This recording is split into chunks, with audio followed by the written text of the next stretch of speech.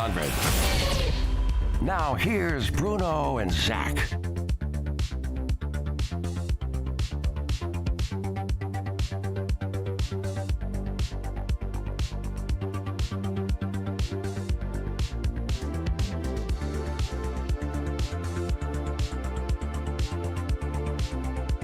O'clock here in the Music City. Know what time it is? Time for the afternoon stretch here on Nashville Sports Radio. Devlin McKenzie, Zach Williams inside the Strike and Spare Family Fun Center studio. Hope everybody is having a terrific Tuesday here in Nashville. Another day removed from a tremendous tragedy for everybody that's been keeping up with it. To start off the show, I want to say a humongous thank you to Metro Nashville Police Department for if you haven't seen the footage, it is warning, it is graphic footage. It is live weapon fire. But to watch the absolute heroic, you talk about modern, we love saying somebody's a superhero, especially on sports, right? We're talking sports and all that kind of stuff, and it's fun, and wow, that guy made that play and that girl made that shot or whatever it is. We'll say, this person, it's Cam Newton was Superman, right? Like that was his whole thing. Now, these guys were actually superheroes to go through that building and to stop the chaos that was going on the inside. Won a leadoff showing, just absolute admiration. They have it on their vehicles. They're Nashville's guardians, and they truly were that day, yesterday, which crazy to think it's only been 24 hours since that happened. A little over now, I guess, but all the same, that was tremendous. And appreciate every one of them, from the dispatch center to the on-site cops that showed up and started making all of it, to even also people not with Metro, the faculty who was giving out the whereabouts and that sort of stuff, all that kind of stuff played a huge piece into it. So, still praying and thinking about all those families been affected by that. And, just so lucky it wasn't anymore. That's the real side of it. But we're glad that you're here, part of us today with this show. If you want to get involved, 615-844-5600. Devlin McKenzie, you're here today as well. Repping the bus today. Mm-hmm. How are you doing? No free shout outs? None. Won't give them the satisfaction of it. No. Yeah. I paid for this shirt. You're not getting a free shout out. Yeah, for real. Yeah. I'm doing good. Another one of those days where I pulled out the newest shirt on the laundry pile and showed up today. That's hype. Went outside and weather's nice. Sweatpants, t-shirt, or shorts and a hoodie. This is what was on top. It's cold enough for me to be in a hoodie today, mm-hmm. right? It's 100 degrees in the studio right now. What are we doing? I've been told that a lot of this is Patton's fault in the morning. Yeah, he gets pretty cold in the morning. Which Patton is frankly, outside of Bruno, and I think there's still even a real, if we're putting biggest in the station, biggest person at the station, it's Bruno and it's Patton. And it may be either or, right? It could be either way. Why is that guy cold in the morning? It's pretty cold at 5 a.m. Yeah, it's cold, but he's a giant man. He's exuding heat. I'm cold right now. See, but you're a good-sized man, but you're not comparatively to Bruno and Patton. If I can vent for a second, I'm freezing right now. Are you really? Warm, I was like, wow. It is cold. Hot right here. I'm a little chilly. Is this just Darren McFarland's excess that I have right now on me? Just in that general vicinity of the studio, maybe. Yeah. It is so hot. And I know some people would say, well, you have lights on and cameras, all that kind of stuff. The lights are LED. They produce don't no give heat. Off any heat. Yeah. I've had to deal with that with other people before in the station that thought, they tell us the lights are too bright. It gets too hot in here. Well, they're LED. So like every other light is nowadays. Go palm that light. Nothing would happen. Yeah, exactly. No, they're cold actually. Yeah. But yeah, it's really warm in the studio today. So I'm in the weird spot where I've already pulled up my sleeves with a hoodie on. Here's an even more dilemma. Don't have a shirt underneath this hoodie. So what's the game plan? I've never heard of that in my life. You've never just worn a hoodie without a shirt? No. No, I can't be the only one. Yeah, as of right now, you are. No, I mean, in this room, yeah, sure. Nobody's going to call in, I bet. Bet you won't call in right now, 615-844-5600. I just spit out the words way too fast. 615-844-5600. There you go. Nobody does that. Nobody does. I legitimately didn't know that was the thing until you just said it. Do people not wear hoodies just alone? Is that gross? Hoodie. No. Is that like a gross thing that people do? Like that I do? I wear this hoodie a fair amount, and I think I played golf in it one time, and it was 30-something degrees, and I wore like a Under Armour thermal kind of thing, and that was the only thing that's ever been worn underneath this hoodie. Outside of my flesh, there's nothing else underneath this hoodie. Hey, you do you, man. And so it gives me a dilemma of do I go tarps off? Is this the shirts for the off show? Is this the shirts off show? Is this the shirt? Did Bruno miss the shirts off show? Because if I'm going shirts off, you're going shirts off. Of course, Devlin. yeah, I'm cool with that. But that's different. You probably look good with your shirt off. I don't. You don't look as bad as me, I bet. I'll give you that. Hey, man, that was rude. That was a chance for you to be a friend, and you weren't. I sure wasn't. God, I don't know what you're saying. Not on this side. I need Bruno here to also look as bad. Yeah. Because guess what? Bruno's not, he's not getting game ready or anything like that right now. I could use that show for for me, you know. I could was as like a pick me up. Like, is that what you're saying? You're saying if me and Bruno have our shirts off and you have your shirts off, that if we do a shirt off show, then you're gonna feel good, and you're gonna be like, you know what? Today's coming up all Devlin. I'm telling you, man. That's messed up, man. We need the third camera.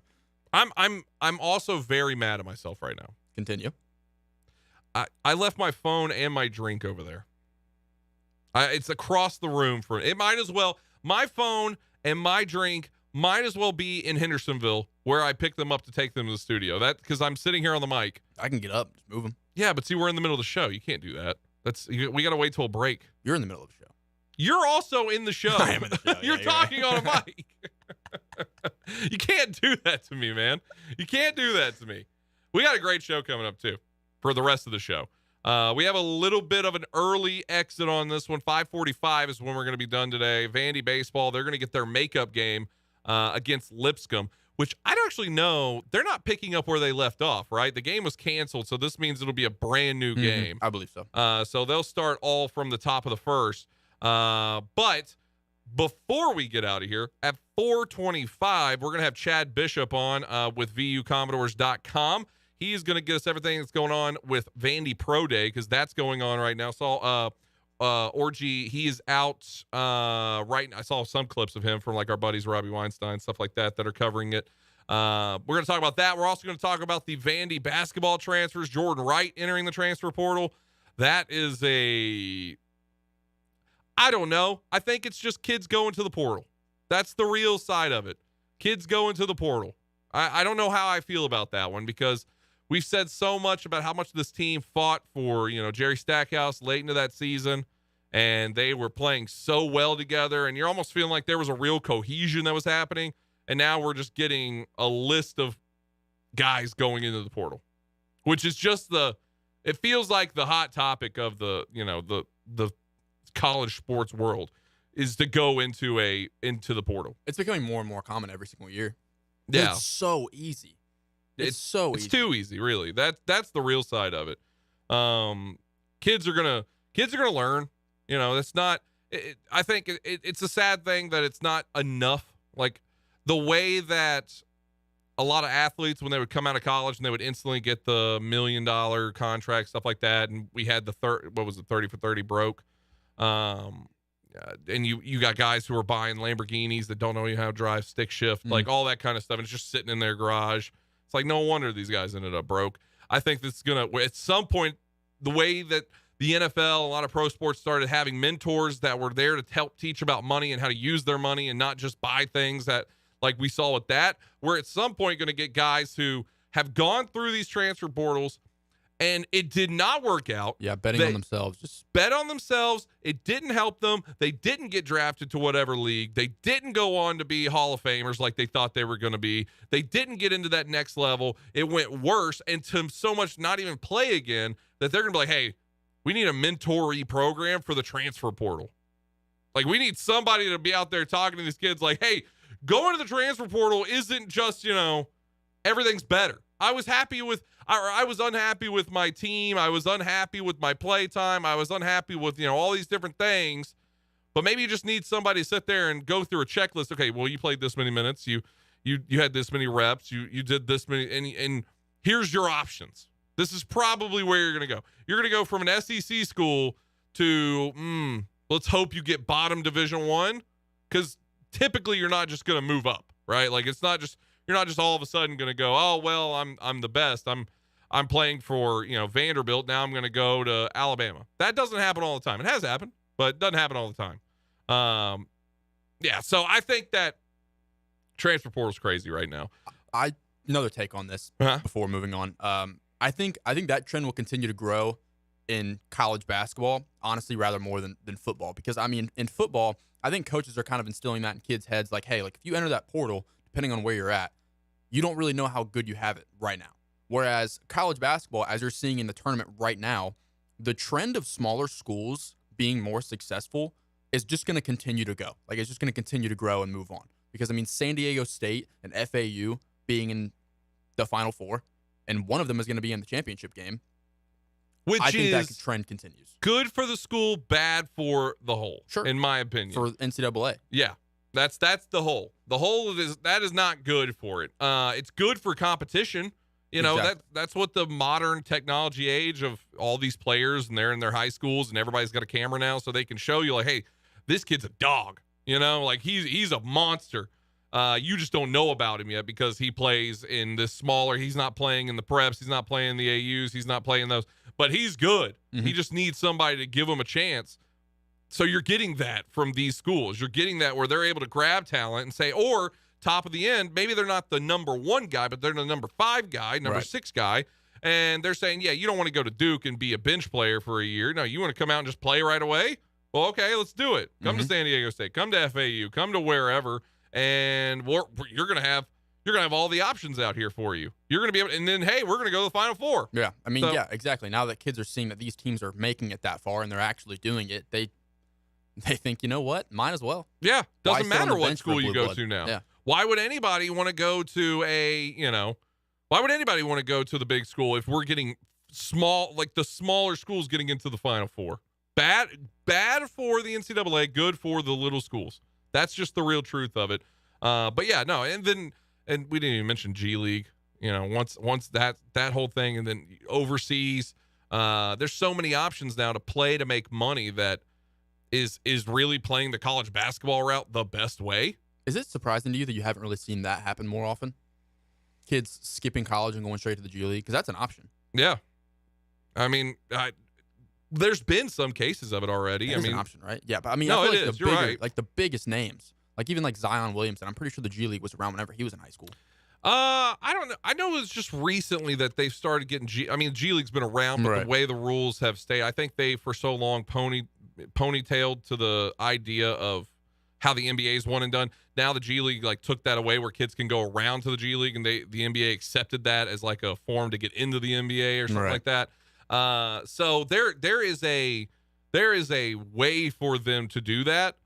I would not be shocked if that doesn't continue to go up, because the G League's very successful, just like how we have minor league programs here, Nashville Sounds, that sort of stuff. G League's very successful for a lot of areas, as a financial side of things. They're very successful on a local, regional level. And if they could start figuring out, which once again I think the NBA does want that. I think they do want to bypass the NCAA and not give any more college. I think eventually they want to have it all completely under their control, and players coming right out of high school to go to the G League, to go into the league, and bypassing college. I think the NBA would love that. But yeah, no, I know there was a kid a couple years ago who's making like $500,000 in the G League. Yeah. What are you crazy? What are you not? I remember hearing somebody on the radio too talking about, well, he's not going to a university and he won't get the benefits of going to a university. Well, he's making $500,000. He could go to a university later. Well, he's not playing for the team in the university, so the city won't surround him, the same way they would. Well, who cares? Mm-hmm. He made $500,000 to play basketball, to have a chance to make more, by the way. It's not like he's just done. And he could go back being a famous basketball player to that school, and people will still know his name. Why would they? Like, the tradition side of college sports, like, they're really holding on to that for college athletics. And for sure, especially basketball. Yes. Only basketball. Yeah. It's, I don't know. It's not something I understand fully as somebody who didn't go to your traditional school or have a family even that was very, my family was primarily military. There wasn't a lot of people in my family who went to college. I think I was actually one of the first on my side of the family to graduate college, to go all the way through. So it's something that you can say, that it's just some people it doesn't matter all that much. I understand the people that, my dad, my grandma, and my grandpa, they all went to UT, so I went to UT. But like Bronny James, biggest name outside Why does he need to go to college basketball? Exactly. Doesn't need to help him. Did you see him at the McDonald's All-America, by the way? I did not. It was awful. Really? Yeah. I never really thought he was going to be that good. This is me being, it's just kids, Devlin. They're just kids. I know. Yeah. But he's 6'2" and he's a guard. You know how tall LaMelo Ball is? 6'8". He's a guard. Plays the 1. Yeah. It just doesn't Ben work Simmons. out anymore. Well, Exactly. Ben Simmons, he's 6'9", isn't he? Guard. Almost 6'10". Yeah. I don't know. He's LeBron's son, so it's going to get him to the league. He's going to be a top-tier talent. He's going to be a first-round pick because you're going to get LeBron James that year. Yeah. Oh, yeah. A lot to talk about, though. We haven't even got into any of the NFL news. Big news with the NFL today. We're going to talk about that whole lot. If you want to jump in, 615-844-5600. Always want your calls. When we come back, we're going to be talking with Chad Bishop, getting some Vandy talk with him here on the afternoon stretch. Good afternoon. Here's what we see. Some slow traffic sometimes on 65 coming through parts of Millersville. Just give yourself a little bit of extra time down through there. If you're coming in from Portland, working your way down from the north towards Nashville, traffic not bad right now in the south loop. It's increasing as you would expect this time of the afternoon, 24 as you make your way out towards Rutherford County in the Murfreesboro. It's just busy out there in the normal spots. Hey, Nash Painting Services, all of Middle Tennessee. Check them out this spring and summer if you're considering getting your house painted. NashPainting.com. I'm Commander Chuck with your on-time traffic. Gear up for disc golf at Play It Again Sports in Brentwood and Hendersonville during their April disc golf sale. Swing in and stock up on their huge selection of new and gently used disc golf gear and equipment. During their month-long April disc golf sale, you save 10% on all disc golf carry bags. They have the trained staff to help you find the perfect disc, bags, target baskets, and more for the upcoming season. And they will also buy the disc golf gear you no longer use. That's right, every day, all day, you can get cash on the spot for your underused disc golf gear. They also buy baseball, lacrosse, football, soccer, golf, plate weight, hockey gear, and that treadmill that is transformed into a clothes hanger. If you have gear you no longer use or doesn't fit, trade it in for either cash or for store credit towards your next purchase. And you can trust me, not only am I a spokesperson, but I'm a customer. You can always find me in the Hendersonville store. That's Play It Again Sports in Brentwood and Hendersonville. Tell them your buddy Zach here at Nashville Sports Radio sent you. Again, see my friends at Play It Again Sports in Brentwood and Hendersonville. As a professional realtor in Nashville for more than 40 years, Richard Courtney is one of the city's top-ranked real estate brokers. He's also the author of 2 books and the real estate columnist for the Nashville Ledger. What does all of this mean to you as a home buyer or seller? Expert knowledge, guidance, and trust. Give Richard Courtney a call today at 615-300-8189. That's 615-300-8189 or online at richardcourtney.com. I'm here at the Big Game Headquarters, Total Wine & More, scoring huge savings on the perfect bourbon, local craft beer. Forgetting something? Oh yeah, Cabernet, seltzers, and so many low prices. Valentine's Day is right after. Whoa, new game plan. You got this. Total Wine can help you score the perfect bubbly, too. Thank you, I would have been so... You sure would have. Your Big Game Headquarters. Love what you find, always at the lowest price. Only at Total Wine & More. Drink responsibly. B21. Milk, eggs, $42. Ma'am, you okay? Need bucks? With Jackson Hewitt, don't wait weeks for the IRS to send your tax refund. Come in now for up to $3,500 with a no-interest, no-fee refund advance loan when you file your taxes. That's up to $3,500 today. Don't let high prices get you down. When every dollar matters, it matters who does your taxes. So get to Jackson Hewitt today. For eligible clients, loans by Republic Bank and Trust Company. Details at jacksonhewitt.com. With 13 locations nationally, including Smyrna, Star Leasing Company is a semi-trailer one-stop shop and the perfect place to build a career as a semi-trailer mechanic. Seeking candidates with all levels of experience, Star Leasing Company has a semi-trailer technician trainee program with sign-on and quarterly bonuses and other opportunities such as $1,000 for having a yearly physical. The package also includes 401k with company match, health, dental, and vision insurance, competitive pay with weekly paychecks, and paid holidays and time off. Star Leasing Company, not your typical semi-trailer leasing company. Visit starleasing.com to learn more. Grizz Nation. Celebrate Grizz's birthday this Friday at 7 as the Grizz battle the Clippers at FedEx Forum for a Western Conference showdown. Presented by Pinnacle Financial Partners. Arrive early and the first 5,000 Grizz fans receive a Desmond Bain cooler bag. Get hyped, get ready for the playoffs, and secure your tickets by calling 901-888-HOOP or online at Grizzlies.com. From Middle Tennessee's home for the Memphis Grizzlies, WNSR, Nashville Sports Radio. Follow the afternoon stretch on Twitter at Bruno Reagan and Zachariah W. Really, man? You want that? I'm not spelling that out. The afternoon stretch. Devlin McKenzie, Zach Williams. No Bruno Reagan currently, as he's still with the XFL. The DC Defenders, who are 6-0. And I got to say, Bruno has been doing a great job. He's been doing a great job out there. Very happy with him. But we're nearing the time he'll be back here, which is actually funny because the USFL is nearing their time to start, which is where we thought Bruno would be. But no, he's in the XFL now. But yeah, DC Defenders, 6-0. Jordan Teamu looks like a legitimate starter. It's how that guy hasn't been able to find a job in the NFL. That should tell you how tough it is in the NFL to find a job when that guy is not able to find a job yet. All right, let's go to our guest now. First time having him on. First time I think I've spoke to him ever. But hopefully one day we'll change that. A new friend, possibly. Chad Bishop, coverage all for Vanderbilt Commodores on VUCommodores.com. You can follow him on Twitter at Mr. Chad Bishop. Chad, thanks so much for joining us today. Hey, thanks so much for having me. Great to be here. Absolutely. So let's start off with where you are. I'm assuming y'all just got wrapped up over at Vandy Pro Day today. How did things go out there? Yeah, absolutely. Just really great timing. Just left the facility. A dozen guys working out here at Vanderbilt for pro scouts, 11 of them former Commodores and one young man from Middle Tennessee. But, yeah, I think I counted about 15 to 20 NFL teams represented. I think most here to see Anthony Orji, linebacker out of Vanderbilt, but you had Ben Bresnahan and Gavin Schoenwald, tight ends, Jeremy Lucien and Maxwell Worship, a couple cornerbacks.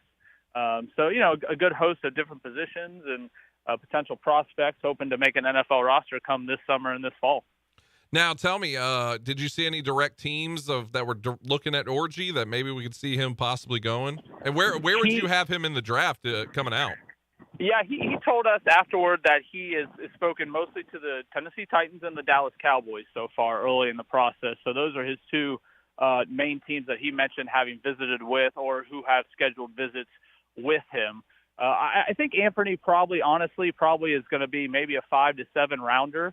I think some of that he's a little bit undersized when it comes to the linebacker position. But I think he understands that because he told us afterwards today that he laughed. He said he's a 4-down back. He can play all 3 downs, but he's going to stay out there for that 4th down and be on punt coverage or punt return or work his butt off on special teams as well. So I think he understands, where he is right now, kind of had a slow start to his career before coming on really strong as a senior and probably has some work to do to impress some teams. But, I don't think there's any doubt in my mind he's going to make an NFL roster here this summer, whether that's, as a drafted player or an unsigned free agent remains to be seen. But I think he's got the tools to definitely make a team here come this fall. There's so many guys that have come from that team or from that school that I feel like the Titans have missed out so many times on just keeping a Nashville product in Nashville. And I know it gets a little deeper, obviously, when you start talking about NFL and everything. But, you think Zach Cunningham, you think Jay Cutler, and some of the perfect timing that it could have been. Obviously, Cunningham ended up with the Titans all the same. But, that'd be another one that just Casey Hayward. That's another one that comes to mind that you're just like, how did this guy get out of Nashville with these teams being right here and having the most availability? So maybe Orji can be one of those guys that gets to stay here in Nashville. So I want to talk a little bit about what's going on with basketball currently, as there has been a huge couple names that we've heard go through the portal, one specifically Jordan Wright. When you saw that name go into the transfer portal, were you surprised at that? Did you see that coming? What were your initial thoughts? Well, I probably wasn't as surprised as most, and I have a bit of advantage kind of being in the building and sort of hearing about that possibility maybe a month or two ago when I started to hear those rumblings. And I'll go back to actually last October, and you may remember the name Ray Davis, the star running back for the Vanderbilt football team.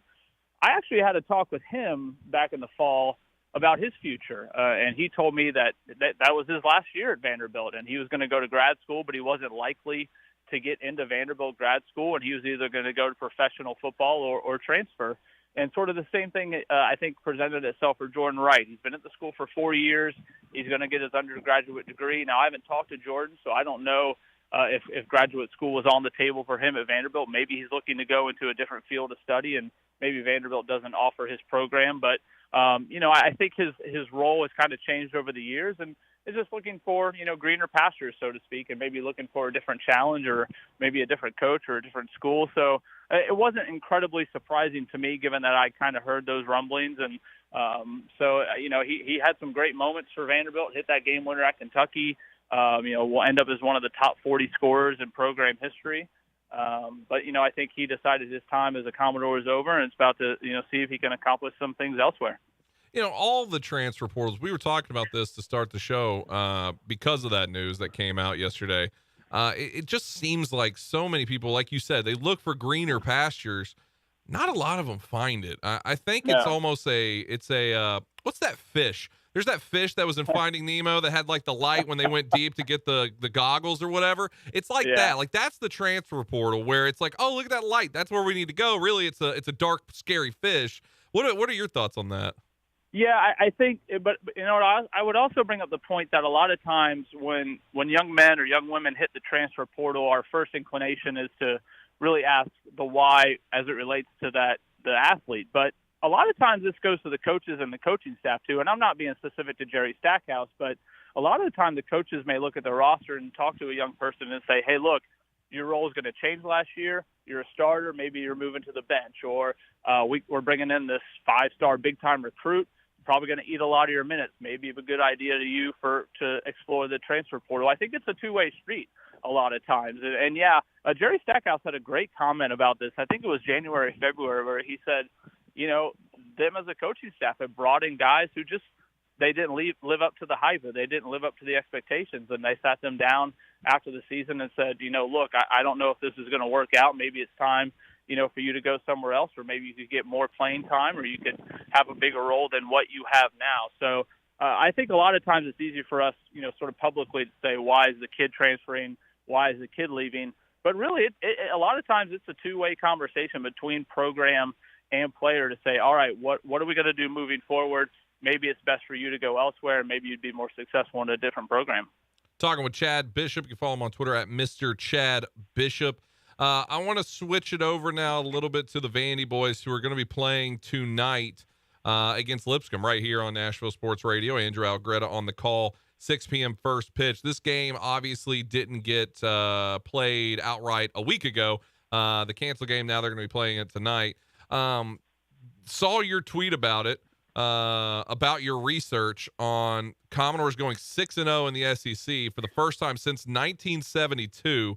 I would probably say, though, since 1972, they probably didn't score that many runs in the SEC either. No. I mean, these bats, I think there was a lot of people that were questioning them early on in the season, which we still are, but they really came alive. Do we just need to play more teams in Mississippi? Like, what's going on? It is surprising, right?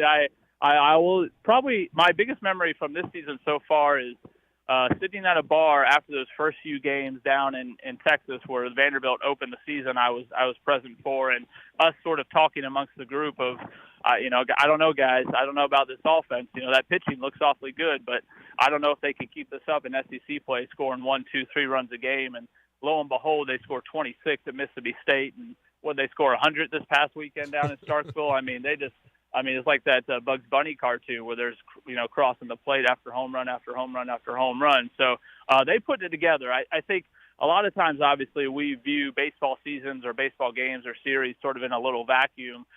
We don't know if Mississippi State and Ole Miss are going to turn out to be the worst teams in the SEC. Vanderbilt's back half of their schedule is way tougher than their front half. The truth probably lies somewhere in the middle. They're going to continue to have really dominant, really good pitching. I can't imagine the offense puts up those type of numbers for the rest of the year. But even if they put up half of those numbers, I mean, they're going to be fine. The way that offense is producing right now is really impressive. Up and down the lineup, Parker Nolan with his power, Enrique Bradfield and RJ Austin with their speed. They've just done it in a myriad of different ways, and I think the rest of the SEC has probably raised their eyebrows thinking, well, we didn't know Vanderbilt was going to be this good this year, so uh-oh. Well, and I think that's a big sign of what you're talking about too, because the first week that they did it, everybody else was doing it. There was tons of sweeps, and you had the top schools Tennessee got swept. There was a couple other ones that went through the SEC on top of that when they did it against Ole Miss, but doing it back-to-back weeks, not only back-to-back weeks, but back-to-back national champions. That's a feather in the cap of a very feathered cap of Tim Corbin, because it's been so good this season. With that start, you almost wonder, Omaha nothing is guaranteed, but it's starting to feel like a guarantee. Well, I think what's starting to feel like guaranteed is making a regional, which that has been guaranteed throughout the years, but definitely hosting a regional at this point, and maybe even having one of those top 2 to 4 seeds, to where if you win that regional, you can host that super regional as well. It's a long way to go. We got 2 months left, but having Georgia this weekend, Georgia is maybe not as good as everybody thought that they might be. So you think, well, that's a series that they can win, and I think in my book, what's big for this team is the confidence factor, because while they have some veteran guys, a lot of those veteran guys hadn't played a ton, and a lot of the guys producing offensively are mostly younger guys. So now they're probably looking in the mirror and saying, we're 6-0, we beat the brakes off, 2 teams who have just won national champions. We can pretty much do anything, and I think that's going to be big for them moving forward, that no matter if they're playing at Tennessee, at Florida, an improved Kentucky team, no matter who they're playing the rest of the season, I think they're going to have tremendous confidence they can go out and get it done. And like you said, everybody, they don't say the O word in Tim Corbin's dugout, but we're allowed to say Omaha, and I think the rest of the fan base is definitely thinking Omaha at this point. Talking with Chad Bishop, all his work on VUCommodores.com. You can follow him on Twitter at Mr. Chad Bishop. Well, something that I know is probably going to be a real drag. I'm assuming you're going to get down to Augusta coming up here in about a week, and that's going to be, a hellacious trip. There's probably not going to be a lot of sleepless nights, not going to have much fun. But Gordon Sargent getting ready for the Masters. Talk to me a little bit about this guy and what a kind of situation that he's in. Yeah, we had a meeting at work, and they asked who wanted to take that assignment, and I, begrudgingly rose my hand and said I'd go down there. So, I headed down to Columbia, South Carolina on Sunday. That was probably the cheapest and closest hotel I could find to the action. But I'll be down there Sunday and following Gordon around the course, and really excited for him as a young man to get that experience and that opportunity. You would think a kid who's a national champion and who has been invited to the Masters and is ranked the number 1 player by the World Amateur Golf Rankings would sort of kind of have an attitude about him, but no chance with this kid. He's very humble. He's very quiet. He's very agreeable. Every time, I ask him, hey, you do an interview with this station, or can you, handle this interview here, or can you do this for me? Shoot him a text. Always willing to do it. Super humble, super nice.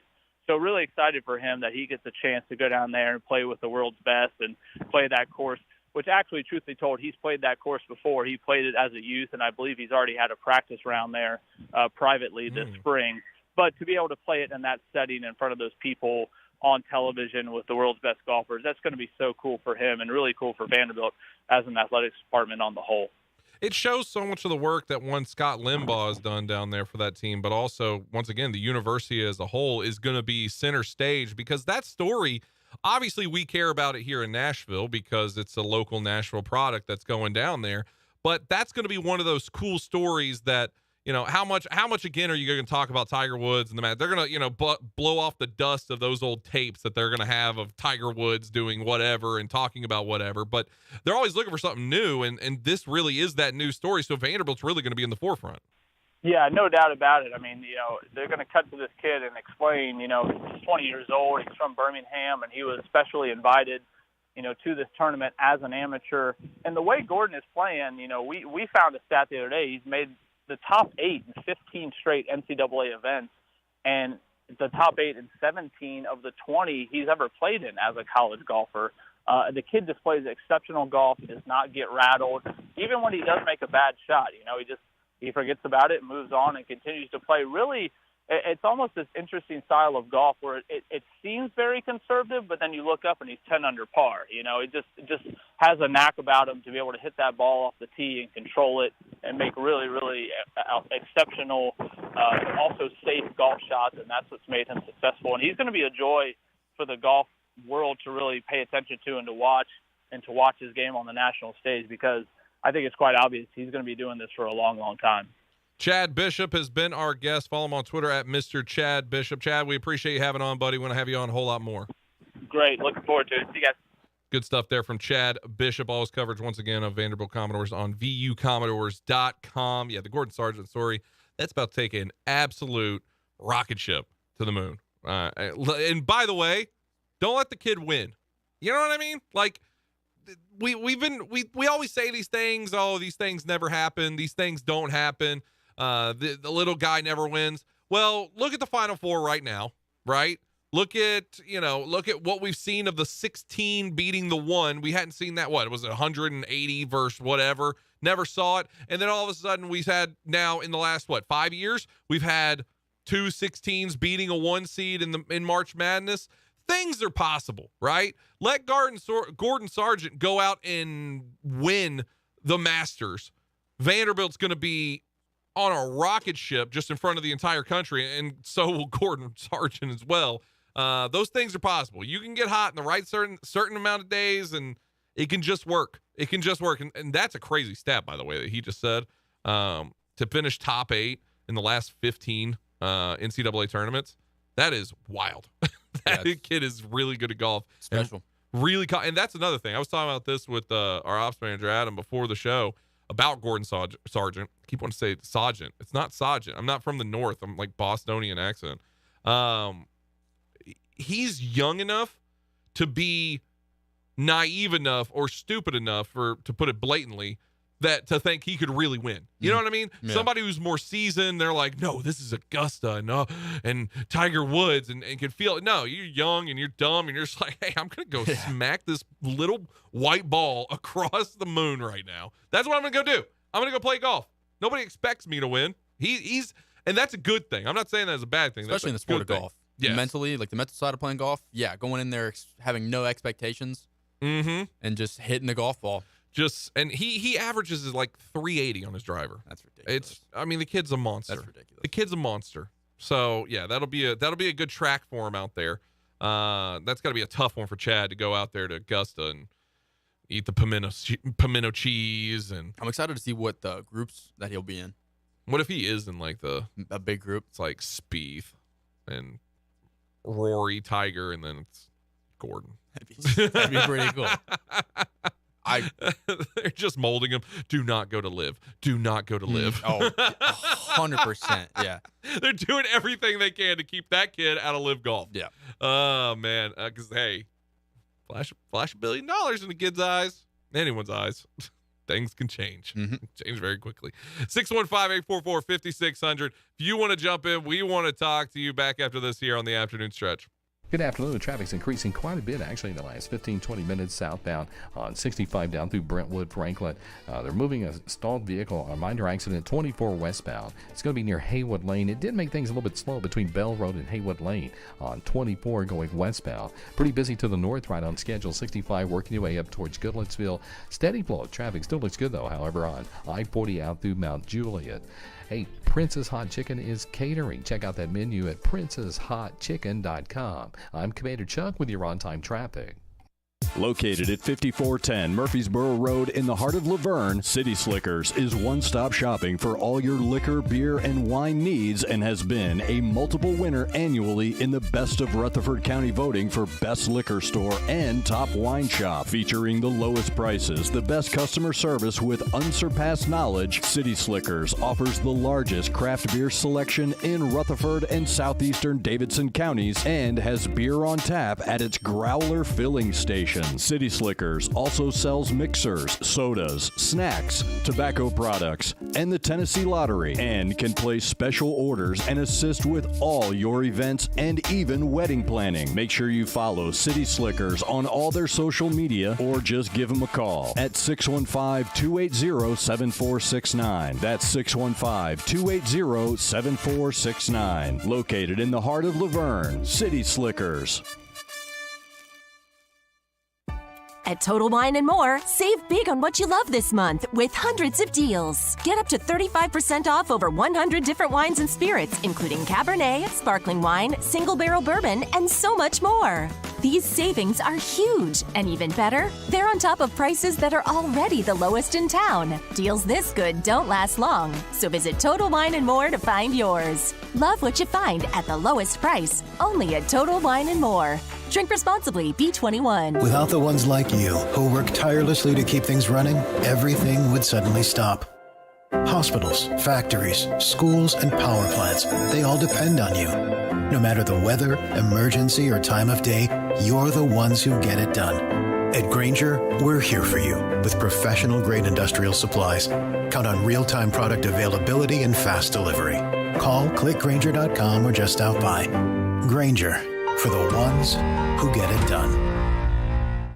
Hey Nashville, start your day the right way with Bongo Java Cafe, located in the lobby of the Omni Nashville Hotel. Bongo Java is Nashville's oldest local coffee company. Get your day started with a freshly baked muffin and wash it down with a hot cup of dark roast or hair of the dog blend. With free Wi-Fi, you can get some work done while enjoying a toasted breakfast sandwich. Beat the traffic, treat yourself at Bongo Java Cafe, located in the lobby of the Omni Nashville Hotel, 5th Avenue, downtown Music City. Timeout. All right. Remember, we're a team that plays together. Listen, the winning will take care of itself. We just have to get everyone involved. In interscholastic sports, we celebrate what makes every one of us unique. And in the pursuit of a common goal, everyone in the huddle, in the bleachers, and in the community comes together.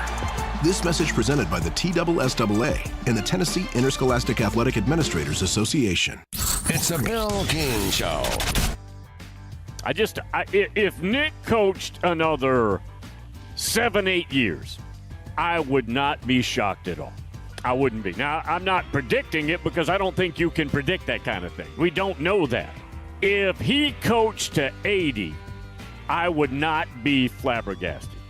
Weekday mornings beginning at 6 on Sports Radio 560 on 95.9 FM. The Afternoon Stretch, the show endorsed by News Channel 5's John Burton.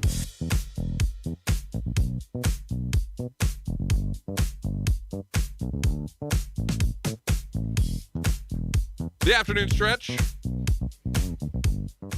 Good interview there with Mr. Chad Bishop. That's actually his Twitter handle, too.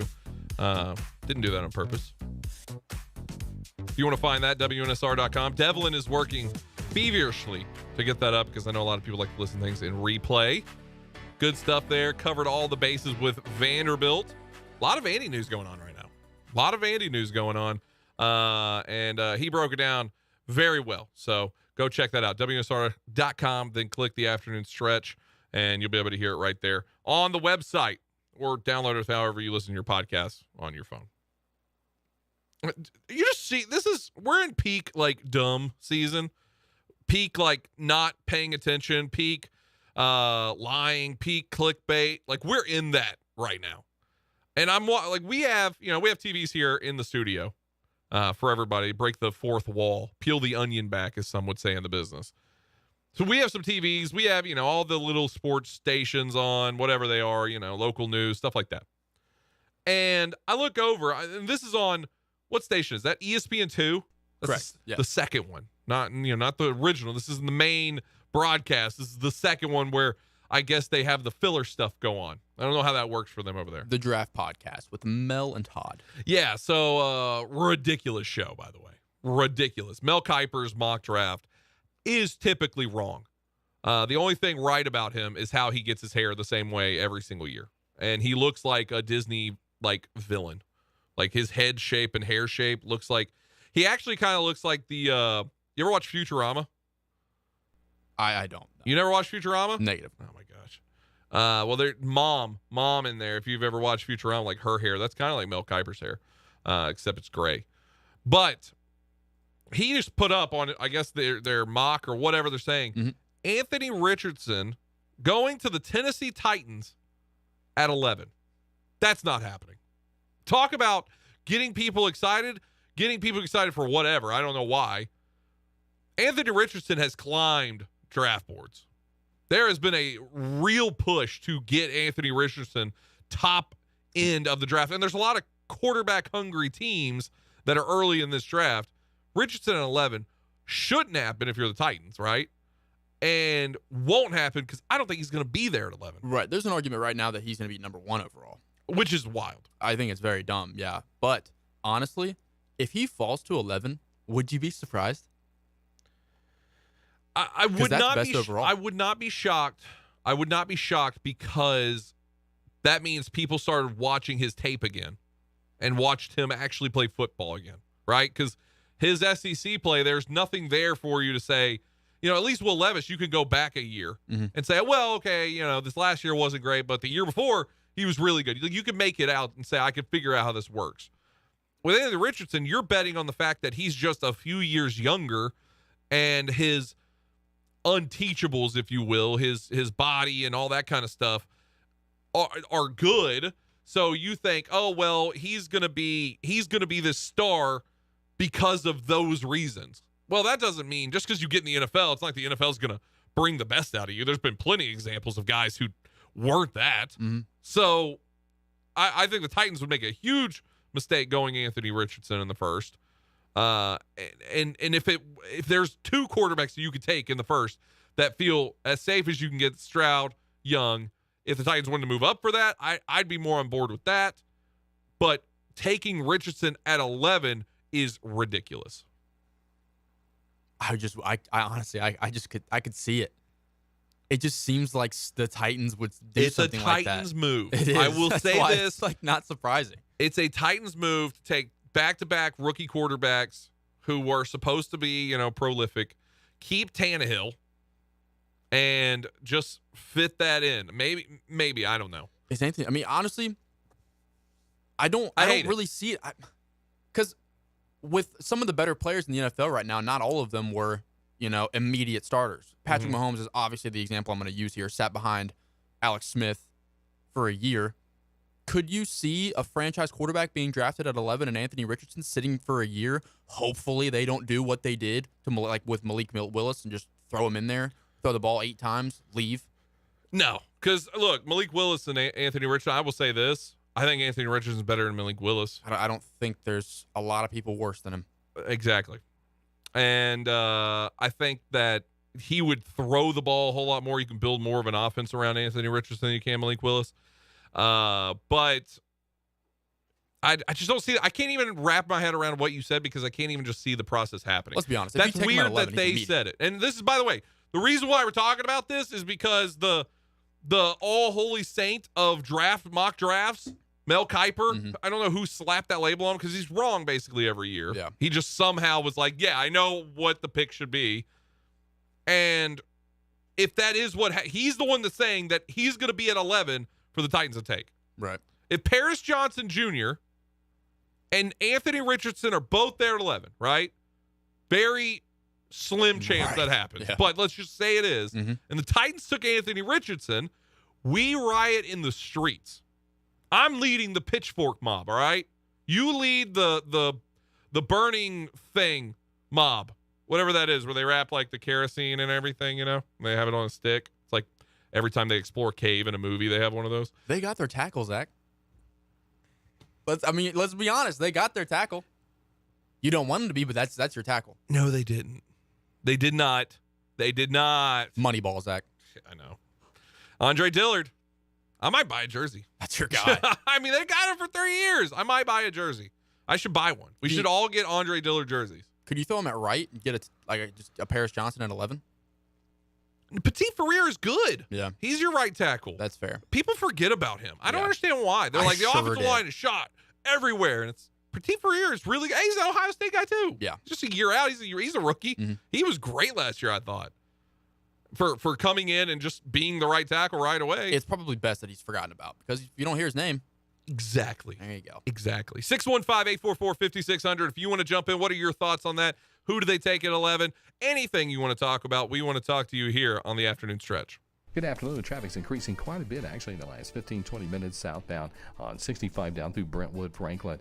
They're moving a stalled vehicle, a minor accident, 24 westbound. It's going to be near Haywood Lane. It did make things a little bit slow between Bell Road and Haywood Lane on 24 going westbound. Pretty busy to the north, right on schedule. 65 working your way up towards Goodlettsville. Steady flow of traffic. Still looks good, though, however, on I-40 out through Mount Juliet.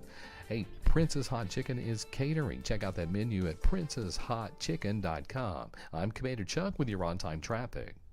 Individual rates, coverage offerings, and savings may vary. Subject to terms and conditions. Not available in all areas. Actual Pie customer. The other workers' comp insurance company, they were going to reclassify our business, and then they were going to charge me $50,000.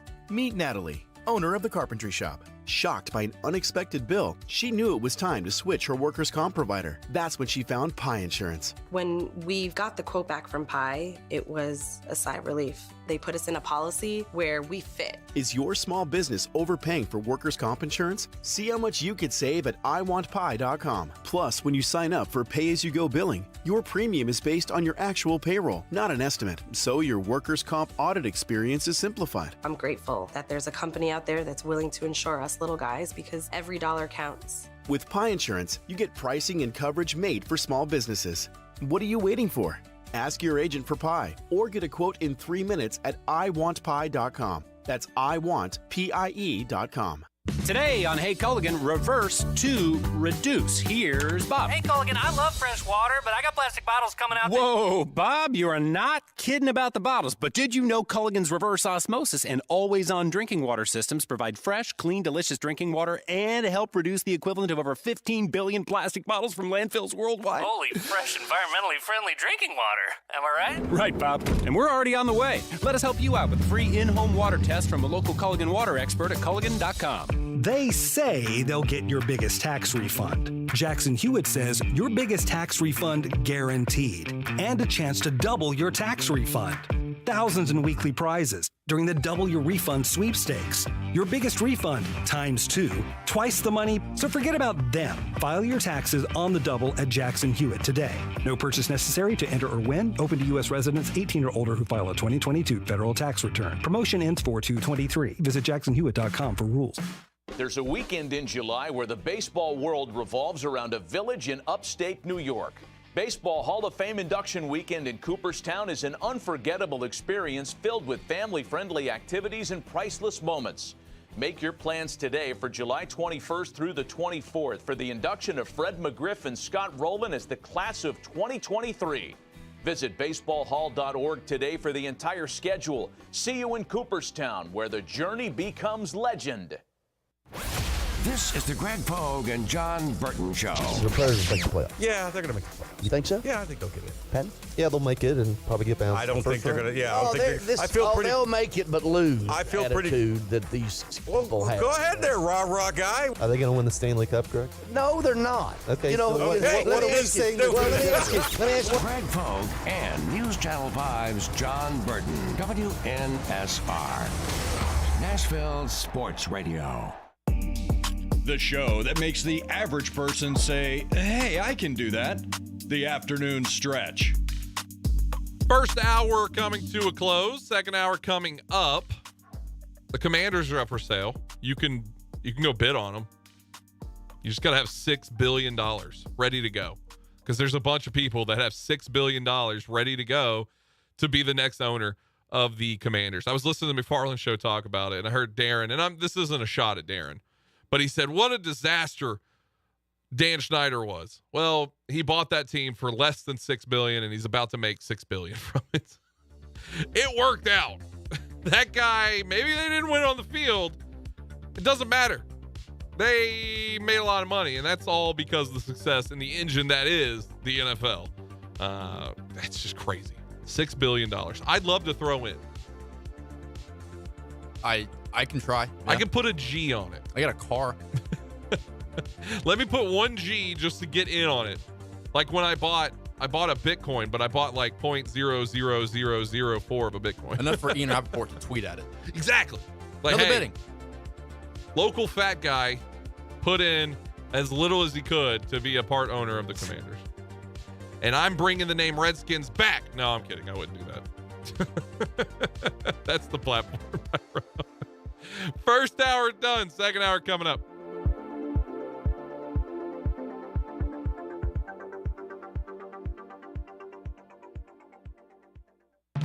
On air and online, Sports Radio WNSR, Brentwood, Nashville.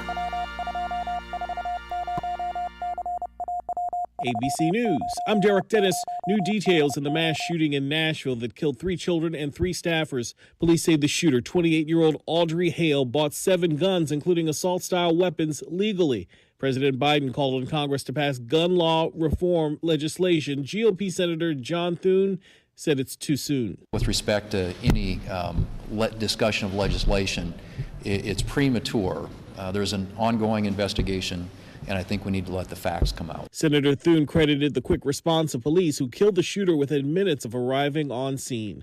An appeals court has reinstated the conviction of Adnan Syed after finding a lower court violated the victim's family right to attend the hearing. Syed was convicted in 2000 for the murder of his girlfriend and was the subject of the crime podcast Serial. The federal government announcing it has offered relief to those displaced by the outbreak of tornadoes in Mississippi. This is ABC News. Paid for by Science Moms. New federal legislation provides financial incentives to accelerate the transition to clean energy. Science Moms, a nonpartisan group of climate scientists, is starting a conversation on how clean energy can protect your kids' health and slash your energy bill. Dr. Joellen Russell, science mom and professor at the University of Arizona in the Department of Geosciences. Science Moms are here to start cleanversations. Moms, dirty energy is harming our kids' health, while safe, clean energy is abundant. Now is the time to act and protect our kids from toxic fumes on diesel school buses and heat-trapping gases that make extreme weather events worse. Don't miss out on the thousands of dollars available to your household and community to make the switch to clean energy today. It's never been easier or more affordable to save our kids' future. To learn more about the steps you can take, visit ScienceMoms.com. WNSR, Nashville Sports Radio. Golfers, tee it up at Edwin Watts Golf Shops for the hottest new arrivals from Titleist. Check out the new Pro V1 golf balls, designed for longer distance, more consistency, and unrivaled control. Swing by Edwin Watts Golf Shops and elevate your game with the new TSR Woods, engineered faster, longer, and straighter. Come in and get custom fit for free today. Edwin Watts Golf Shops, home of the 90-day satisfaction guarantee, unmatched service, unmatched expertise. It's the McFarland Show with Darren McFarland and Fox 17's Justin McFarland. Staunch Titans fan, season ticket holder, Tim Kelly as OC. Your reaction? Oh, I hate that so much. Oh, I hate that so. Well, all right. Some more tight end bubble screens, right? This sucks, man. Yeah, this is live reaction, dude. I had no idea. Yeah, that's trash, man. I hate it. The McFarland Show with Darren and Justin on Nashville Sports Radio WNSR. Realtors abide by a code of ethics. This is Article 9 in action. Beth, a first-time homebuyer, knew nothing about the home buying process, except that she wanted to buy a home. But her realtor had the expertise to make sure Beth understood every document, even giving her copies to review with her lawyer so Beth could close on her first home with confidence. Complicated things explained in simple terms. The difference between an agent and a realtor is real. Realtors are members of the National Association of Realtors. That's who we are. Bundling car and renter's insurance with Geico is so easy, your neighbors are probably already doing it. But who? Look for the signs. Chances are they live in a home and have a car. They use money and enjoy having more of it. They probably drink lots of lemonade. Lemonade. And they probably said something suspicious like, I'm bundling with Geico, or stop spying on me with those binoculars. If so, you may want to ask them how easy it was to bundle with Geico. Bundling is easy with Geico. Just ask your neighbors. Okay, it's happening. It's the afternoon stretch with Zach Williams and Bruno Reagan. Everybody stay calm. Stay calm. Let's take some calls from the public, shall we? Join the afternoon stretch now at 615-844-5600. Now here's Bruno and Zach.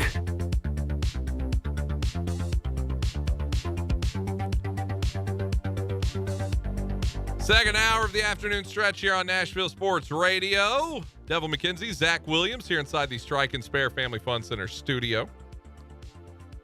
Lots going on in the world. I hope everybody's having a great Tuesday, 5 o'clock hour here in the Music City. Devlin McKenzie, you good?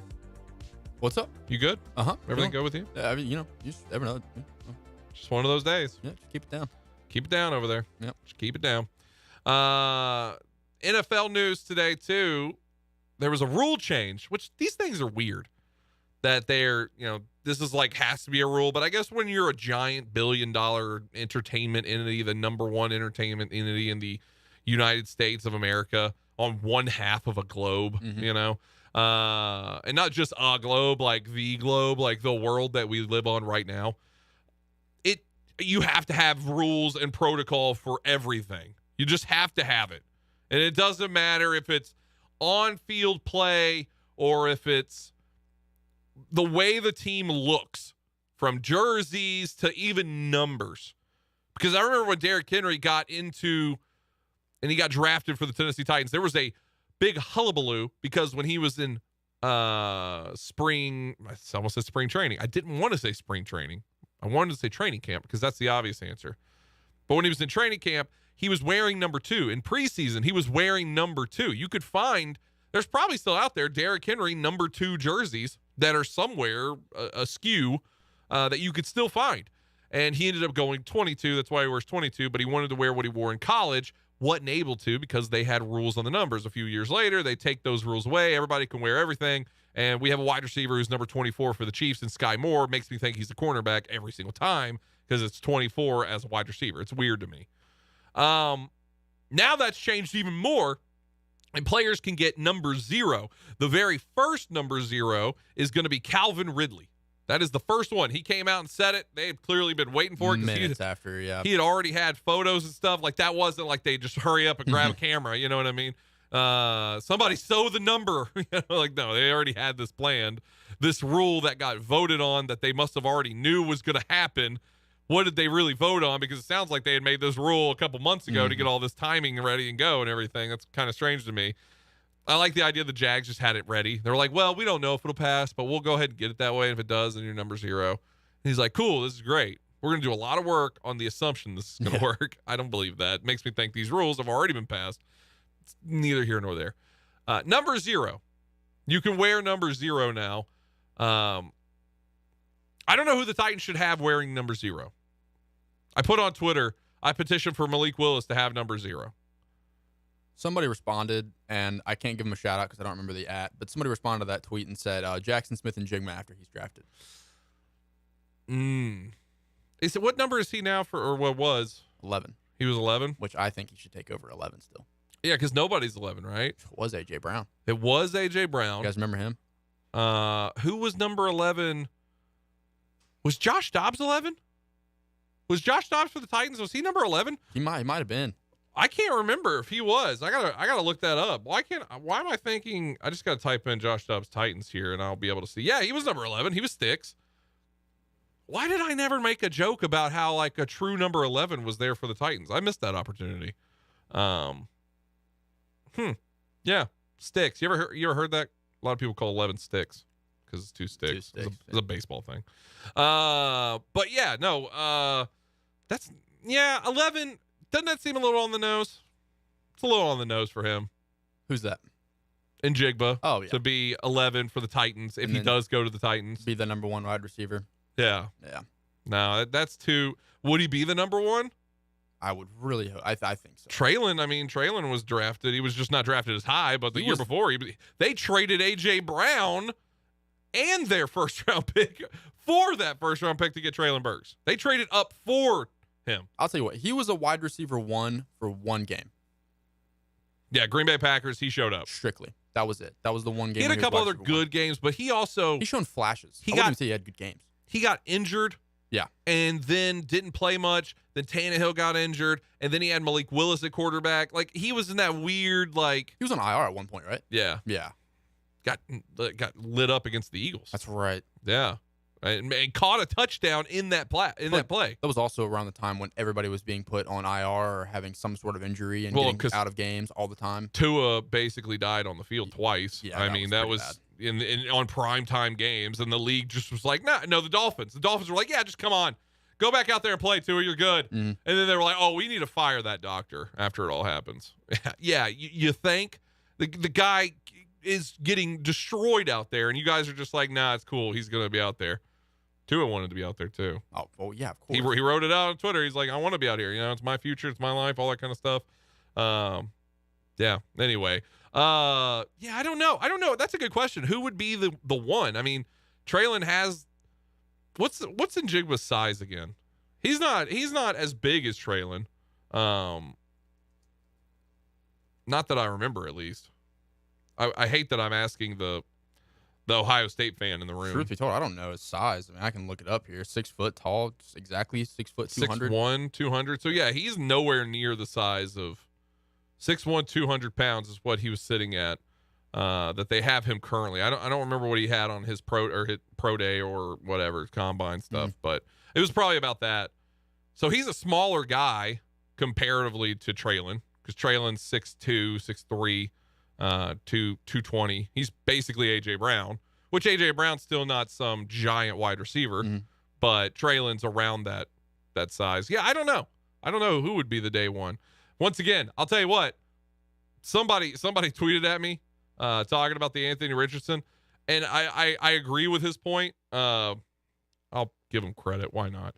Trey Roberts on Twitter said it's not going to happen when talking about Anthony Richardson in the 11th pick, because he's not going to be there for y'all to pick him. Well, yeah, that's what we discussed originally. But exactly. Had he been there is the topic of discussion. And if he is there and they do pick him over something that actually the team needs, actually the team is going to need, quarterback, which is quarterback is something, but you do have Tannehill right now, right? Like Tannehill, you can use Tannehill this season. You know what I mean? I just think the guy is there next year. I think the guy's there next year. I think that's the guy that's what I'm saying. That's the collapse for Caleb is a real thing. The suck for Spencer. Hate that a lot. I just don't like it. Degrade for Drake. Yeah, that's cool. He's really good. I'm making these up on the spot. These are franchise quarterbacks. These are guys that you do what the Panthers did for. You give up everything for these guys. How bad would you suck to get Spencer Rattler? I would prefer to do great and not have him. Who else? Is there any other quarterback those are the three that are going to be the marquee names right now. There are two. There's no. You're three. taking Spencer. I'm telling you, Spencer Rattler is going to be in the conversation. Okay, so was Tate Martell at one point. Like he's like this. I agree. It's not happening. I agree, but I think Spencer Rattler is going to legitimately have a real shot at winning a Heisman next year. I don't want it to happen. Okay, I just think it's going to happen. I'm worried it's going to happen, and then that's going to become an option. Because what, are the Titans going to fall all the way to the number one pick? Because that's your only chance of guaranteeing, whoever you want. No, but I'm giving up the house for him. That's a terrible life. That's a terrible situation. No, you're right. That this next season the Titans lose everything. They just lose, and they're the number one. Which, by the way, the NFL, it really frowns upon it. It says they don't like it, but really they just don't. They that it's illegal, but really it's just they frown upon it, kind of thing. It happens every year. Yeah, some teams Houston always did do it for 3 years. They hired 3 different head coaches every single year, and knowing that they were going to fire him. Kyle Allen was like, "I'm not letting y'all have this first-round pick. I'm about to just throw a Hail Mary to the end zone." The best thing ever. Think about that. Whoever is that first-round pick, the way that they're going to be going to whatever team, if it is the Panthers at the end, comes from a trade from the Bears because the Bears got the first-round pick because Kyle Allen decided to play the best game of his life for the Texans and throw that ball into the end zone. I forget who caught it. And that's because they scored that touchdown to win that game. They lost the first-round pick. Could have been going to Houston. The best story ever. It's crazy. It's built up for success. All right, we need to run to a break. When we come back, we're actually going to replay an interview from last week because Lipscomb and Vandy are playing each other again tonight from their makeup game that got canceled due to rain over at First Horizon Park. We had the AD for Lipscomb on, Philip Hutchinson. We're going to replay that one because I think it's important. He had a lot of good topics on there talking about Lipscomb. I'd like to listen to it again myself. So we're going to do that when we come back here on the afternoon stretch. Good afternoon. That traffic volume increasing even more so in the last few minutes. 24 up by the Solomon Evans Bridge, trying to clear up a couple of wrecks.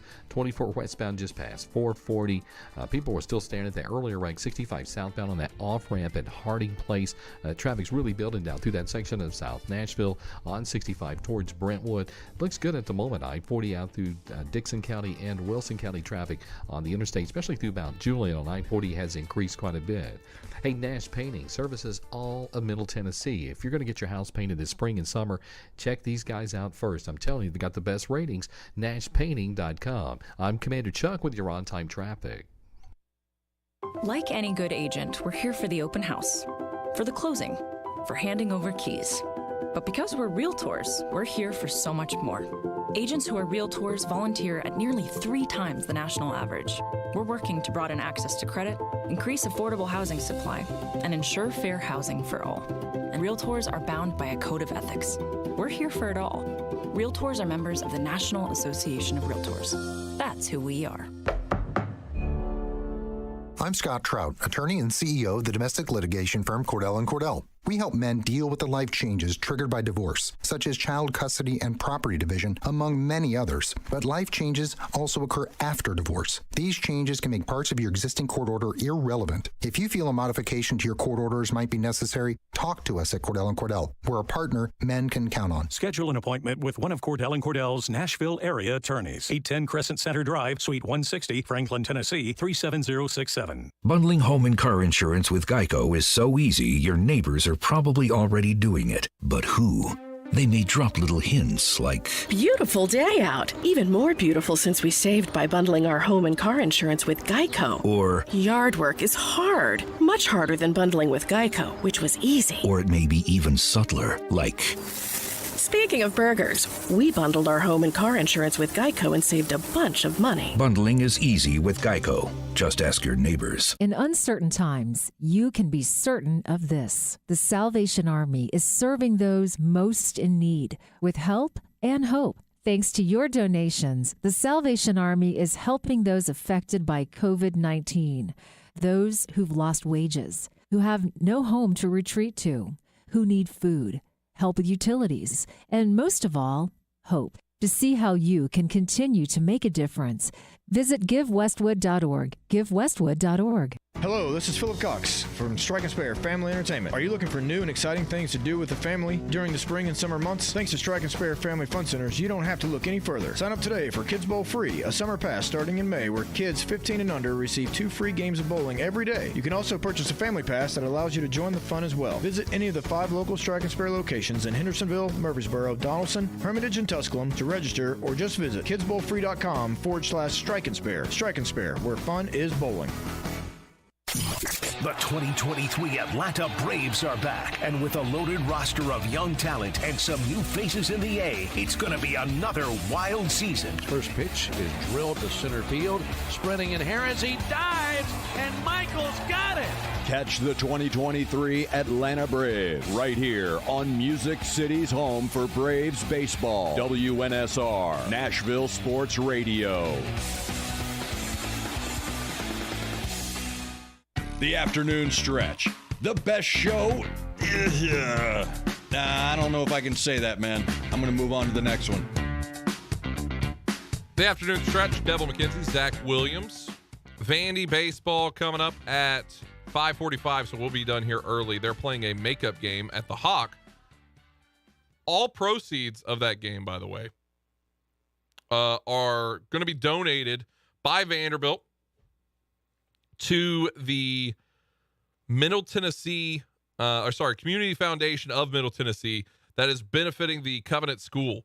So if you haven't bought a ticket, or maybe you're wanting to buy a ticket, go on out there, and that's going to be helping the tragedy from some of the victims and supporting those who are affected by the tragedy that happened yesterday. So going to a great cause, and you'll get to see some good baseball. Because once again, number 4 team in the country, Vandy Boys out there against Lipscomb. This game, once again, was supposed to be last week, but will be now tonight. Actually, it started last week. They played it. It rained. But we had Philip Hutchinson on that week, that day, actually, athletic director for Lipscomb. I want to replay that interview, so let's go ahead and listen into it here. Thanks so much for joining us. Yeah, super. Glad to be here. Yeah. Absolutely. So we were talking a little bit because we had never met. This is the first time we've met. But we were discussing the how it's kind of a irregularity as we have right now with all 3 of us that are sitting in this room right now. We're all actual Nashville born and raised and still here and didn't come from California. Yeah, somebody's losing a bet right now if they were betting on, how many people in here would be from Tennessee. 3 would not be the answer, 3 out of 3. We might be the only 3. Yeah. We might be in the whole press box right now. Absolutely. So we're here for Lipscomb. That brings up a question that I want to talk about, that as an athletic director, because there's a lot to get to that we talked about off air that I want to talk about. But as an athletic director, how tough it is with the ever-changing landscape of Nashville. You have to adapt with it. There's been a lot of change. You've obviously been here a long time. You've seen how it is. You know how it is. But every year is different. That, you have young guys who are wanting to come to Nashville to play baseball or basketball or whatever the sports are, young guys and gals. And it's got to be a tough job to really get into those recruitments, but also getting into where are they coming into Nashville? Yeah, it's Nashville overall, it's a huge plus for schools that are here already in terms of recruiting. It's an international brand at this point, and so you don't have to explain what Nashville is. You don't have to. People have heard of it. They have friends have gone there. Tons of people love it. And really internationally now. So it's a huge plus for us. But in terms of just the day to day as an athletic director, and you're trying to promote your programs, boy, there's a lot of competition here, a lot of sharp elbows in this town, and it's all good. Ultimately, the old saying, rising tide lifts all boats, and so when you have something good going on in this city and you're also in the city, it's a good thing. But yeah, it's a real challenge right now to try to promote programs and just grab attention, and that's not even to mention all the stuff that's different than it was when we were all kids in terms of online or what you can watch or on your phone or just all of that kind of stuff in terms of sports. But overall, man, Nashville is a huge advantage for us. Does have its challenges though. And you obviously have the special side of it as well, that you're a former athlete and top-end athlete, Hall of Famer as well. So when you look at your days back at playing and then look at some of the guys that you have, obviously it was basketball, we're talking about baseball here now, but you see it all on both sides. How different is that, just the athlete, from those days to today? Yeah, it's a lot different. I tell some people that our athletes have probably the disadvantage of having an NAI guy as the AD, because I could remember when we would put the sack lunch in the bottom of the bus to drive to the game, and that was our post-game meal, and they just would roll their eyes at that. Now I have another friend who played baseball for Lipscomb, and he said, when he would get his hat, it would have 3 numbers crossed out on the bottom of the bill.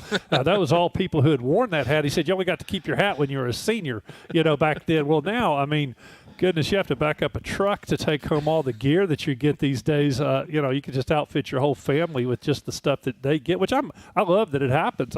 it's great, and who wouldn't want that? But it's definitely a different day. And then certainly, we have a registered dietitian in our department. We have strength, 5 or 6 strength and conditioning coaches. We have mental performance coaches and the academic side. And I mean, it's just, there's so much more to it now, and it's all great for the athlete and the student athlete experience. But it's definitely different than it used to be. It's night and day really when I look at it, because I'm 30, so I didn't get to see a lot of that coming up. But seeing how it is today and just how much that goes into it, I don't think people really have an appreciation. You have obviously the mega schools out there, especially when it comes to sports, like your Alabamas, your Tennessees, that kind of stuff in the SEC.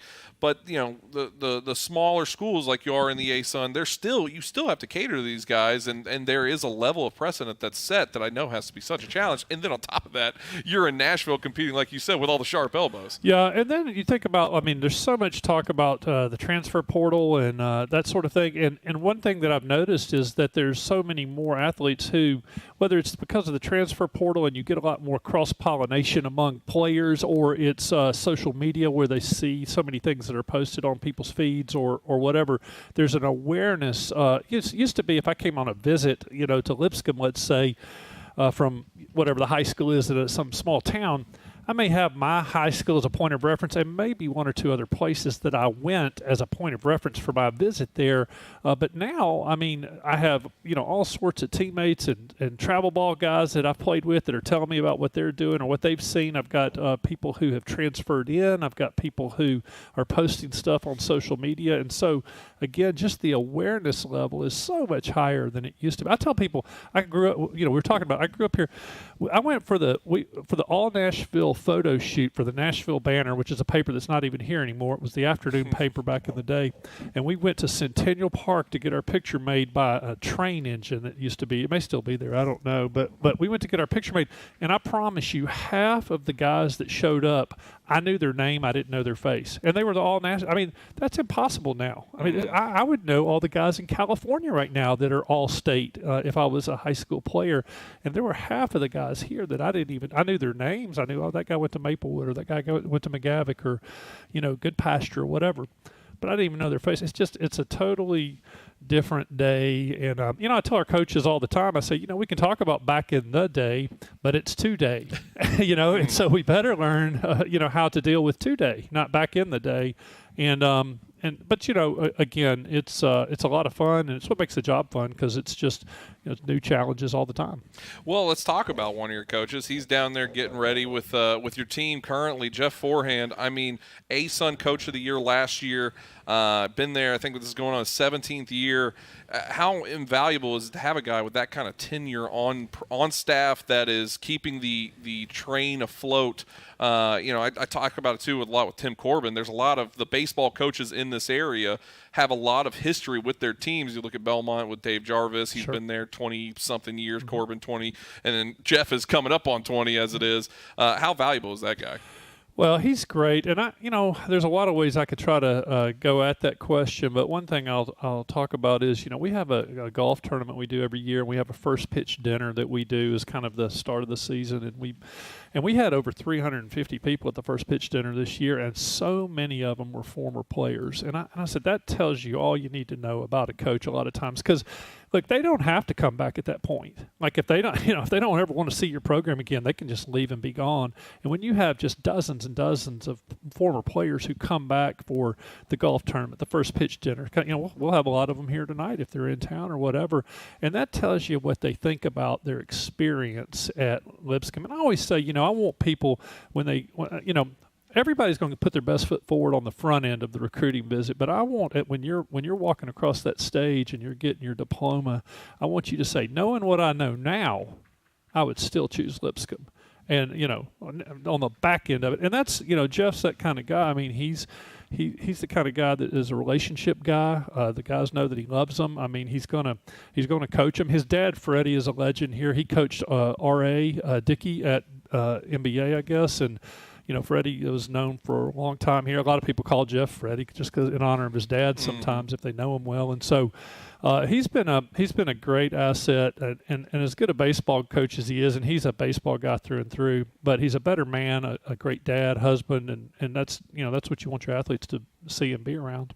With a lot of the young kids too that's coming in, one of the big topics that I know everybody has to deal with now, especially in college sports, is NIL. Mm-hmm. What have been those kind of effects so far for Lipscomb, and where are ways that you're kind of trying to use that to build programs for Lipscomb? Well, I mean, I don't think we have a ton of athletes who are, striking big NIL deals right now. I mean, when NIL first came out, the thought was that there's going to be this car dealer over here, or this restaurant, or this business is going to, engage with this superstar athlete or some other athlete, and there's going to be kind of an advertising, kind of transactional type thing, and that's still going on some, but not as much. I mean, where you're really seeing more of the NIL discussion right now is around the collectives, where these donor collectives are getting together, and it's allowable right now under the rules. And then they're engaging maybe with one player, but maybe with a whole group of players. Maybe it's your whole infield, or maybe it's your all your pitchers, or whatever. So and then they're finding ways to engage with them, and that's probably the thing that all the schools have to think about and wrestle with a little bit more. I don't feel like we've lost a lot of people over NIL, but I will say this: our athletes, we polled. Every school has what's called a SAC, a Student Athlete Advisory Council. Every NCAA school has to have it, and we have our SAC, and we asked our SAC about, less than a month ago, like what are the things that educationally that you are wanting us to kind of help you with outside of the classroom. The number one thing was NIL. What can you tell us about that? So we brought in somebody to talk about that. And, it starts with each athlete understanding, like, hey, I hate to use this word because, I don't know, I mean, sometimes you talk about your personal brand, and there's a lot of things I don't like about that. But I will say this.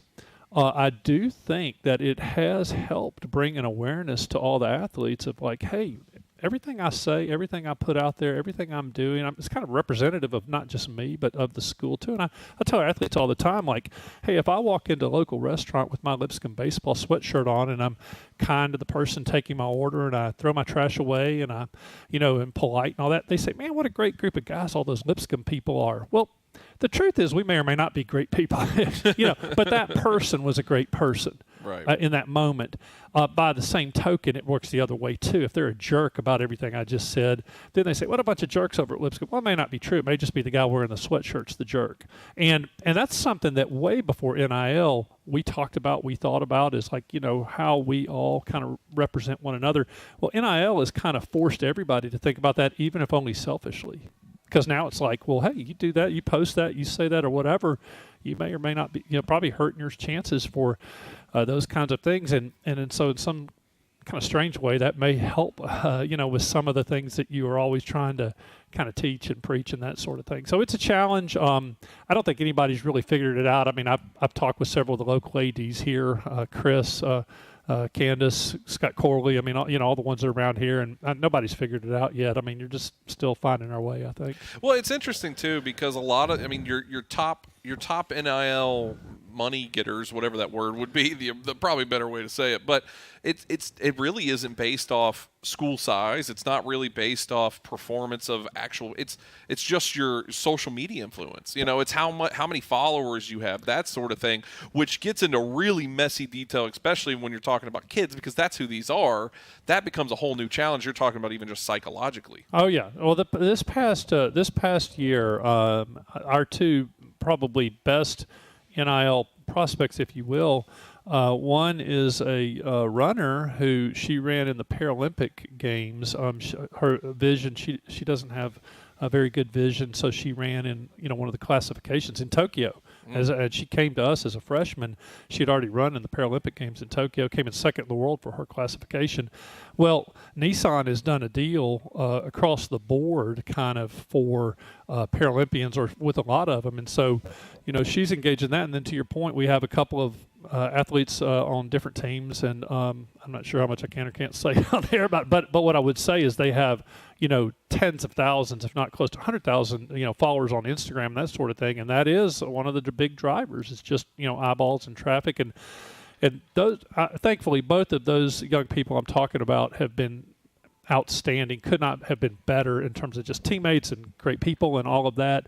But boy, you could sure see how, you run into some real challenges with somebody who's like, well, I came in expecting this or that, and I had this many followers, and now I'm not getting the playing time I want, and I've lost this many followers, and that's going to cost me. And, it's rife with challenges, but it's, again, it's what I said earlier. I mean, it's not back in the day, it's today.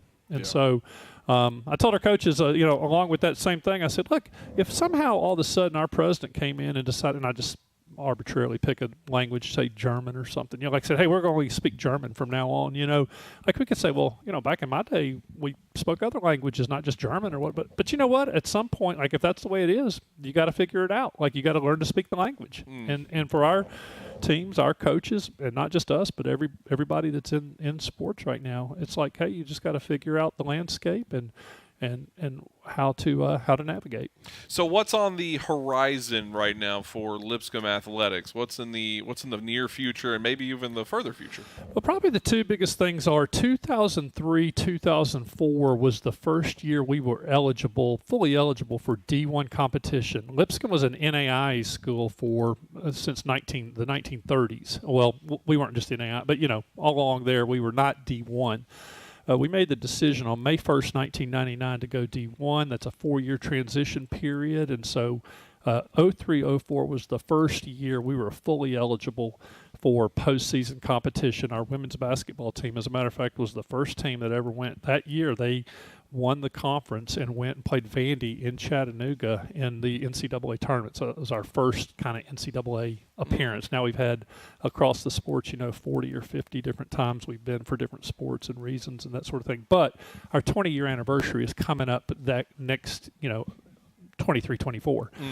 So there's definitely, that's a great way to kind of tie in some plans for the future in terms of some of the things we'd like to do with some of our facilities, and then a lot of things programmatically too. I mean, used to be that we would just say, hey, we just, whatever game we can find, we'll just go play it. We're just, new program and that sort of thing. Well, now, I mean, if we want to keep growing the way we want to grow, I mean, we can't just go play anybody anyway. We've got to be thoughtful. I mean, you look at our baseball schedule this year. I mean, we've taken some on the chin, but I mean, we've also played. We played at Mississippi State. We played at Auburn. We played Georgia Tech. We played Tennessee. I mean, we played tough teams. Leading into this, and Vandy's another tough team tonight that we're playing, obviously.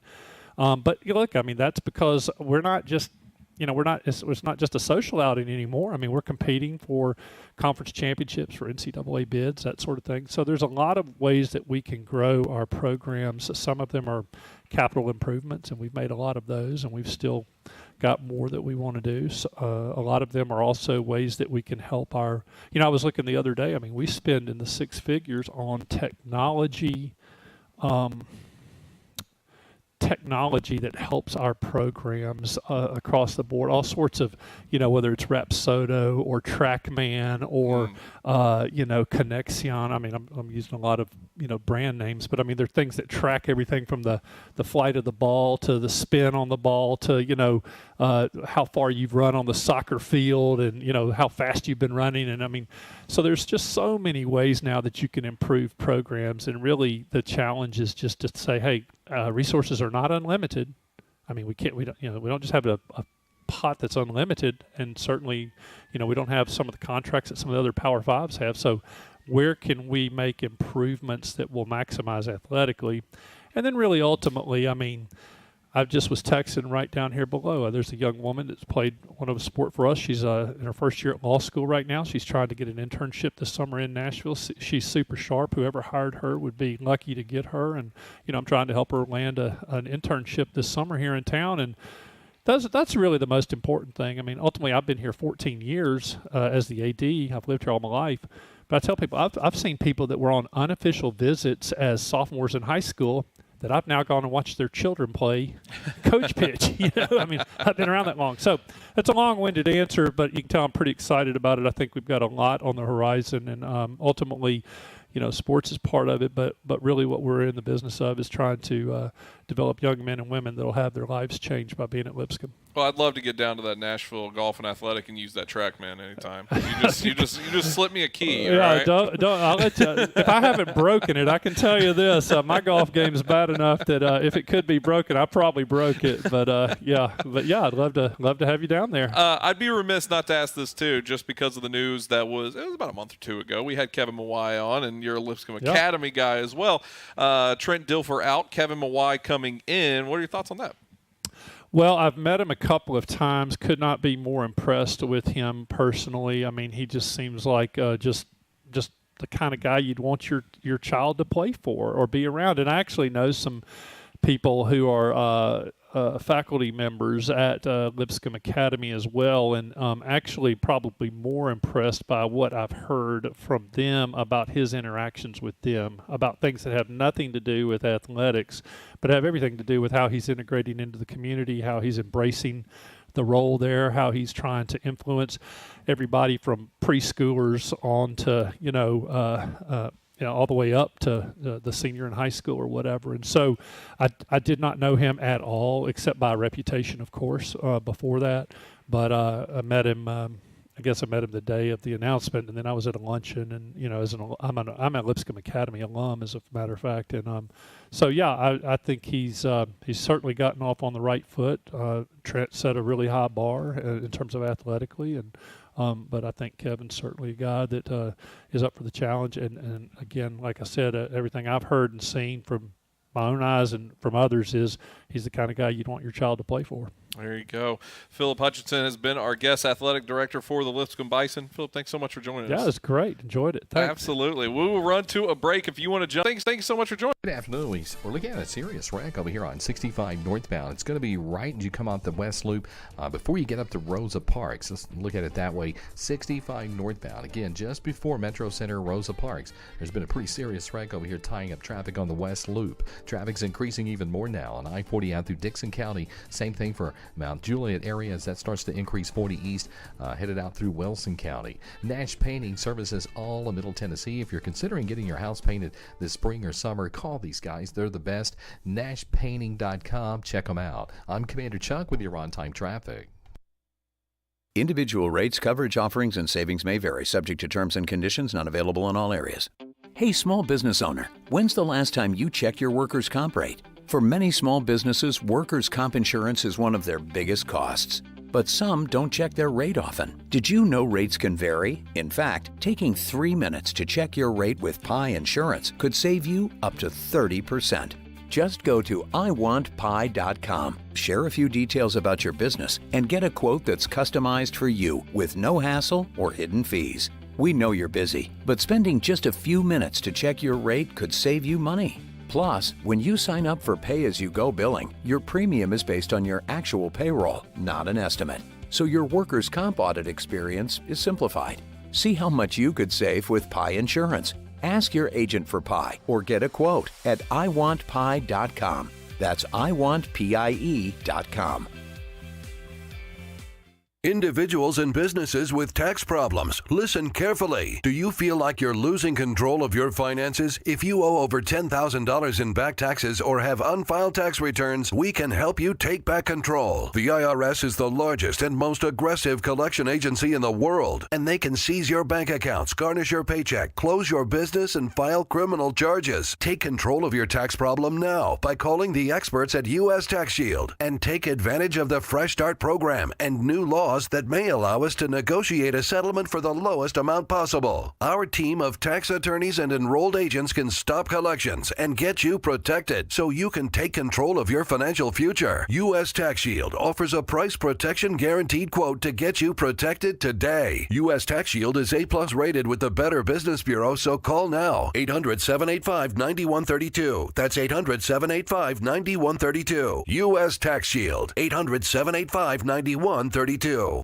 What's your next dream? Paying off your credit card, remodeling your kitchen, exploring the rainforests of Costa Rica? Whatever your dreams, they take some planning. And State Farm agent Austin Hardy is right here in the Middle Tennessee community to lend a hand. As your local good neighbor, he can help you look at the things you want to save for and come up with a plan to make those saving goals happen. Because your money should work just as hard as you to achieve your dream. So whether it's being free of debt or free to roam the world, call State Farm agent Austin Hardy here in the Middle Tennessee community. Like a good neighbor, State Farm is there.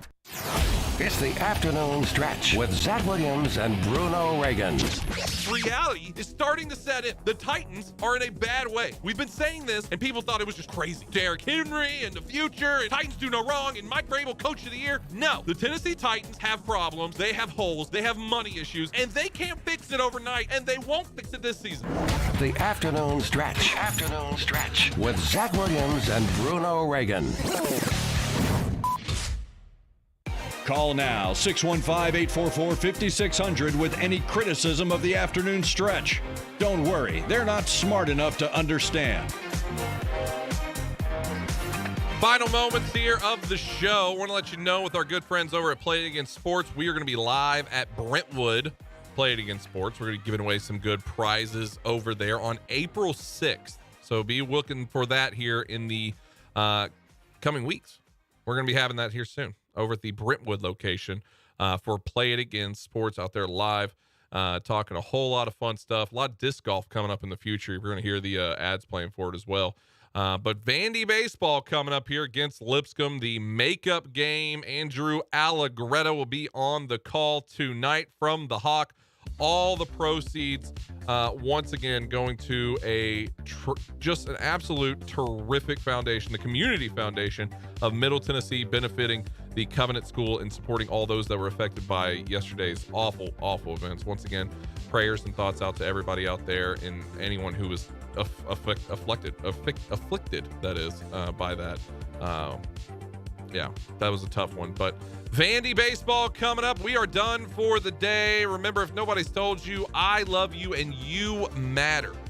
Okay, in days like this and weeks like it is, this matters. So tell somebody else that you love them, okay? We are done. See you guys tomorrow here on Nashville Sports Radio.